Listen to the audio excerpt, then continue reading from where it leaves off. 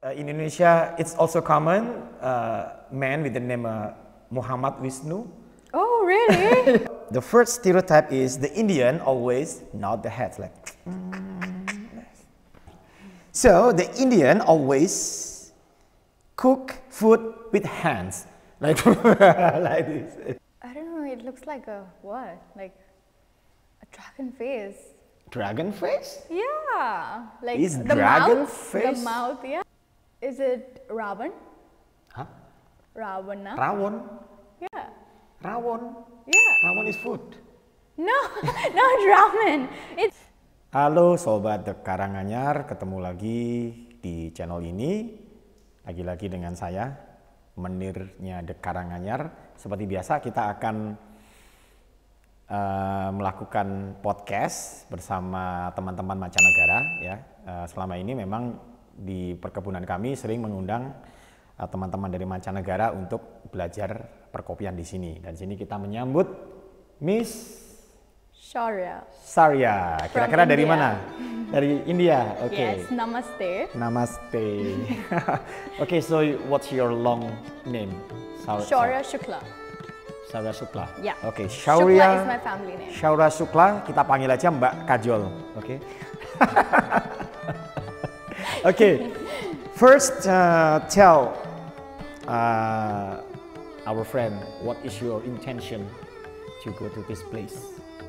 So I really love the fact that this place has lots of local experiences around coffee, and coffee is something which is very hyper focused, not just in terms of as a product, but starting from the input to the output. And I love the fact that you have so many experiences inbound, outbound around coffee, which really helps you learn about it, starting from its history to how you process it, make it, till you get that final taste. So that's what I really love about this place, which was the reason I chose to come here. Okay, so do you know the fun fact that Indonesian coffee are well known in the world, but before it was highly cultivated here.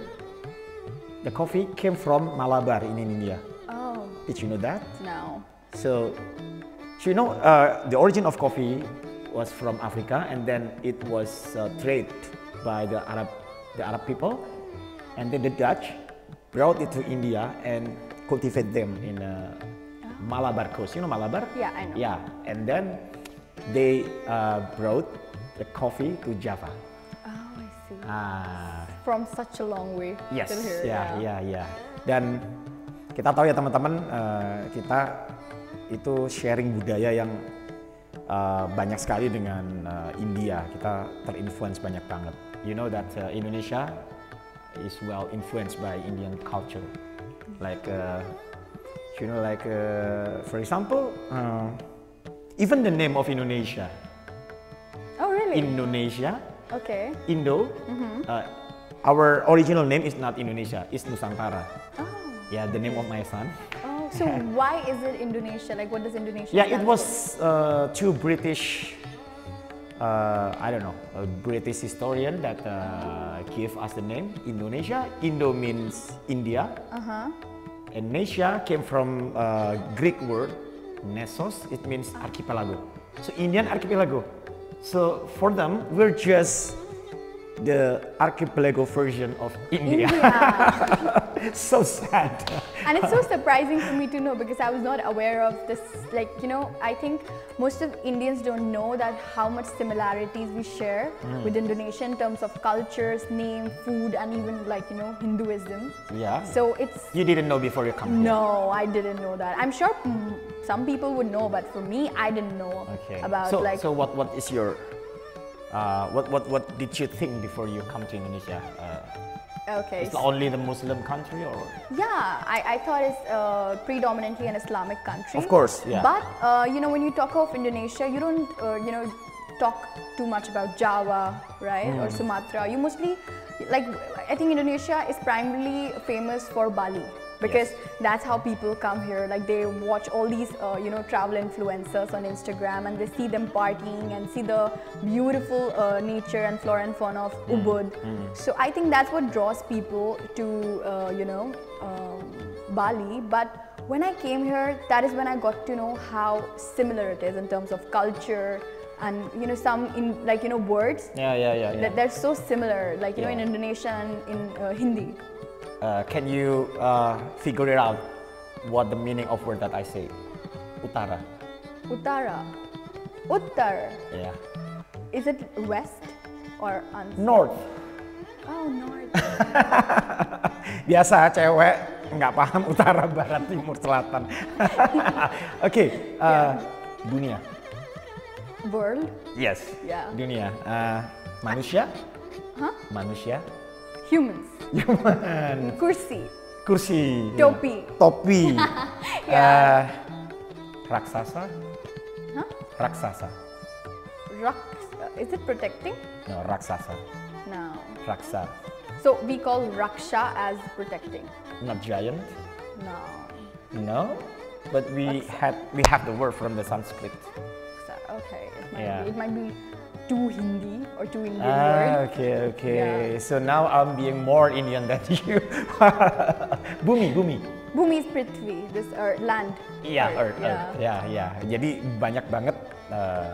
And also, one of the brand is there, Indra Optic.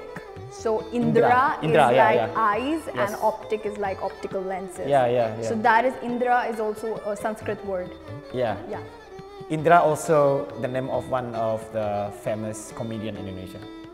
Dana Kasina Indra. By the way,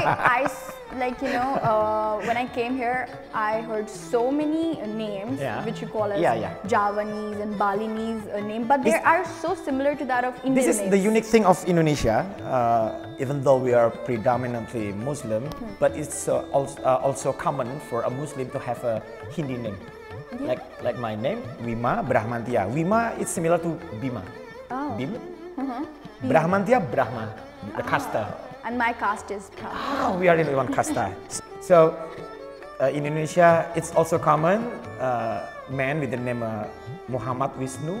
Oh, really? Muhammad Vishnu. Oh my God. Yeah. So this is something that I'm proud of as an Indonesian, even though that it's strange for other nation. True. I mean, if let's say a kid is enrolled in a school with the name and their name is being called out, Muhammad Vishnu, it'll be like everybody will be like, who is Muhammad Vishnu? Because of course it's very uncommon, and I think it's not just in India but in many other countries as well. But one thing I really want to appreciate about Indonesia is that Silakan Mbak Kajol. So one thing I really realized about Indonesia is that there is tolerance, because I see so much of infusion in different cultures here, different religion here, and somehow I've sensed this vibe where people are peacefully coexisting. So of course there could be a minority where some conflicts may arise, but then for most part of the place, I think people are pretty chill and pretty tolerant, towards other religions, other cultures, because Bali being a tourist hub, they attract so many people from all over the world. Yeah. But still there is something so calming about Indonesia. Yeah. Generally yes, but of course there'll always be some extremists, even though that minority, and it's also exists in Indonesia. But generally I can say that we are tolerant because we have this motto of our nation is Bhinneka Tunggal Ika. What does that mean? You don't understand as an Indian? Bhinneka? No. Ika means diverse. Oh, okay. Tunggal is, it means unity in diversity. Ika is one. Oh, unity in diversity. Yeah, Ika is one. Yeah. Ik. We call it ik. Ik, Yeah. okay. So that's been our slogan since centuries ago. Wow. Yeah. Interesting. Oke teman-teman, kita lanjut ya sesi berikutnya. Kita akan menanyakan beberapa stereotip kita akan orang India yang selama ini mungkin kita dengar dari mulut ke mulut, dari video. Kita tanyakan ke Mbak Kajol ini, apakah itu benar? It's like debunking myths about India. Yes. Okay. Yes. I'm ready. This is going to be the most interesting part. Okay. So the first stereotype is the Indian always nod the head like. Okay. So classic. I've been getting it all the time since I've come to But I've never seen Indonesia. you're not like this. Yeah, because you wouldn't be like, hello, give me food. You don't do that, right? Or you don't be like, hi, how are you? It's not like this. I think this is mostly derived from our cultural dances. Yeah, but I've seen that in movie, like, yes, thank you, like, is that, no? I think our neck is too flexible, and also because we see a lot of neck movement in our cultural dances, like for example Kuchipudi we see, and then also Bharatanatyam, where there is a lot of facial movement, like of eyes and anti-clockwise. But generally, a normal layman, normal people don't do such movements as you do. We go to the second stereotype. The Indian are so good with the mathematics and IT. Yeah, so zero was founded, by an Indian, and of course jadi angka 0 itu pertama kali ditemukan oleh orang India dan kemudian dikembangkan oleh orang-orang Arab. Ya, okay. Yeah. So yes, but you can't generalize it. Like of course, there are some things people are good at. Like different nationality is famous for something, but I think there is this pressure which I feel is there. Like for example, in India especially, I feel that there is a very acute pressure from the family for a kid to be really good in mathematics, because I see some sort of connotation or association they attach with the kids' IQ to their ability to be good at mathematics, which I think is not healthy for a kid, because when you're a kid, mathematics should be more of a problem solving, or should be fun for you, not like a pressure that your parents can show it out in the world, that see how my kid scored these many marks in like mathematics and see how intelligent he or she is. Yes, we are famous for it, but now India is becoming more accepting towards art, culture, and now I think because we have so many other vocational studies, that Indian parents are also, they're open to adapt for their kid to choose any other avenue. So it's happened as well here, more or less. People think that if a kid good in mathematics, he is smart. But if the kid good in linguistic or the art, they don't think that is as smart as those that good in mathematics. But actually there is multiple intelligence, like the intelligence not just stick to the mathematics, but there's a linguistic, there's a visual spatial, that's the nature intelligence, and audio, musical intelligence. So I remember when Einstein said that you cannot teach fish to climb a tree. Exactly. Okay, so we go to the next stereotype. This will be funny. So the Indian always cook food with hands, like like this. So what do you think? Yeah. Okay. And I think it must be around the street food, not the home food. Yes, that I know. But even I think that's true. But for some people, they just generalize that. All Indian always use the generalize, of course, but it's happened in a street food. So I'll tell you one thing. I think it's one of the most generalized cliche and stereotype I've been hearing since the time I've come here, because every Indonesian would be like, "Oh, you're Indian. Is it true that that's how you make like street food with your hands with no gloves on?" And I'm like, no, like now we wear gloves, now we wear masks, like there was a time, like I think only a small percentage of street vendors would do that, and I think like somebody shot it and then made it viral. But when you really come to India, you see now it has become a hygiene standard to wear gloves, masks, and ensure that there is hygiene maintained there. But for you, can you eat the food that even my mother, like when I was small, she didn't let me eat much of the street food. And I remember we only used to go to this, like for example, this is something golgappa, pani puri, this thing, a ball that you put in the like liquid and eat. It's very famous, pani puri or golgappa, like a round ball that you dip in. Okay. So it used to be around a 5-star hotel. And because of the 5-star hotel, they were supposed to maintain all the hygiene standards. So you always had gloves and mask and everything. So my mother only let me eat from that place. But I think anyhow, it just tastes amazing because when you eat, you just stop caring. Yeah, but yeah. still, at the end of the day, India is really like there is a growing awareness and also implementation of hygiene standards. Yeah. Oke, jadi gitu ya teman-teman. Ternyata di India nggak semuanya makan pakai tangan. Kita kan sering guyon. Waduh, ngadu-ngadu pakai tangan terus sebelumnya kukur-kukur bokong gimana kan gitu kan. Oke, so the next stereotype. The Indian always dance in the middle of the movie. Yeah, that's true. I mean, that is what represents I mean, do you Bollywood. enjoy that as the identity of the India? I think when you're a kid, you see the movies as the standards of the movie until you are introduced. But it with doesn't Bollywood. happen in a normal life. Of I mean, when we're it speaking doesn't happen. with your boyfriend and then many people come in and dance behind you, no? No, I'm sure that Suddenly boys. from nowhere. So I'm sure that boys would like, you know, especially when they're in the teenage period, would talk to a girl and they'll be like, you know, people playing violin and then flowers blooming in the background and they're like la la la. So I think it's more mental, like, you know, it's more hypothetical than, of course, it's like nobody dances in the middle of the street. At least no, like hiding in a tree like this, you know? No. Okay. But I find it like, you know, when I think when we started growing up, and I talk from my generation, they feel like, you know, it's unnecessary. They feel like, why suddenly people are dancing in the middle of the movie? So now they don't. And fun fact, most of the people, when you go to a movie theater, and you watch one of these Bollywood movies, most of the people use these song breaks, you know, like while the song is being playing, like, you know, these the dance. Yeah, dance. People use that time period for pee breaks. We enjoy it But because of the doesn't dance. it mean that it's disrespectful to your tradition?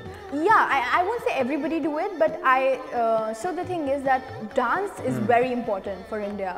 Now we have to come up with a way to represent or to present dance in the middle of the movie, because dance is something that is really enjoyed, especially by our beautiful Indian actresses or the you know, our Indian actors who are into action movies.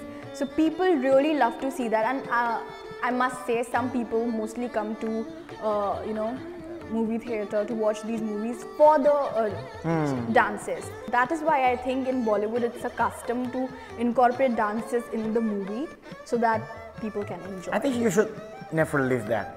Yeah, Because because I think that is very authentic to yeah, Indian yeah, that's the cinema. authenticity of the Indian movie. Yeah, but So the next stereotype is about the Indian action movie. okay. So in Indonesia, we always see that Indian action movie is so illogical. It's so what is it? Over dramatic. So what do you think about that? I mean, does it still exist now? I mean, when you hit someone and it's going to the sky.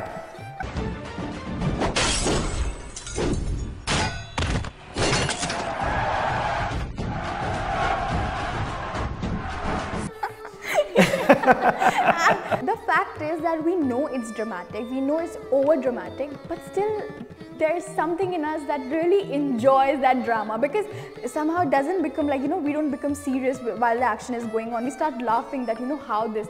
So, But at least sometimes those movies become our source huge of laughter. entertainment. Yeah. That's what I'm when saying. when you have a sad day, just Watch that. search for Indian.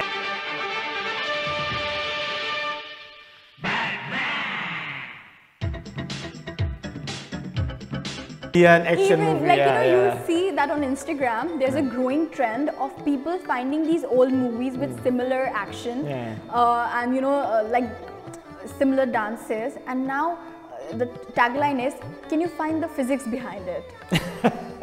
But it's true, and it's made by Indian creators themselves. Oke, teman-teman, sahabat Deka, kita sekarang masuk ke dalam sesi terakhir dari podcast ini. Kita akan challenge, ya, Shaurya. Challenge, okay. About wayang. You know wayang? Now, Wayang is, for example, like Mahabharata, Ramayana is wayang. How do you say that? we said Ramayana. Ramayana, Mahabharata. Yeah. But wayang, yeah. So I will bring some wayang puppet It's Javanese wayang. So in Indonesia there are some forms of the wayang like wooden wayang, leather wayang, also human wayang. Oh really? Yeah, of course. I mean, dancer dressed with a costume. Yeah, yeah. So so that doesn't mean that the puppet come from the human flesh. Oke, teman-teman, mesti banyak yang udah tahu ya. Ini siapa ya? Aduh, tangannya cepot ini. Ya gini nih kalau wayang kertas ini ya. Oke, ini kita tanyakan ke Miss Shaurya. Who is it?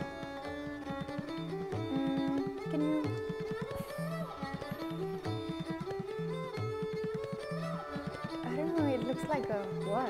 Like a dragon face. Dragon face? Yeah. Like Is the dragon mouth, face? The mouth, yeah. It's a monkey. Don't tell me it's Hanuman. Hanuman. Oh my god, it looks totally Hanuman. different. Bumi kojang kanjing langit kelap-kelap. Is it? Is it Ravan? Huh?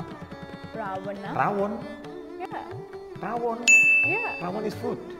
No, not ramen. It's Ravan, like you know, Rahwana. Ravana. Yeah. Or Ravana, the enemy of Rama. Yeah, but can you show it to me properly? He's so big and so brave and so honest. Rama? No. This is me. Bhim. Bhim. But this is the... But Bhim was never in Ramayana. No, it's in Mahabharata. Okay, you're showing me the Yeah, mix. yeah, the mix is. Okay. So, but this is the young version of Bhima. So, Like yeah, with the long hair. But when he's adult, he will apa nih? Pelungker apa bahasa Inggrisnya? Nggak tahu saya ini. Like this. Okay. Interesting. Deng. Cah Ayu. Sopo jenengku? Wis sih. Is it Krishna? No, he's not Krishna. He's the most handsome character in Mahabharata. Arjuna. Ya, Arjuna. Like this. Okay, dan di India nama Arjuna itu disebut sebagai Arjun. Arjun. Yeah, so for every word we say Ram, Arjun, you know, and but here I see this trend of Rama, Arjuna. Like there's always an extended A. Okay. This giant.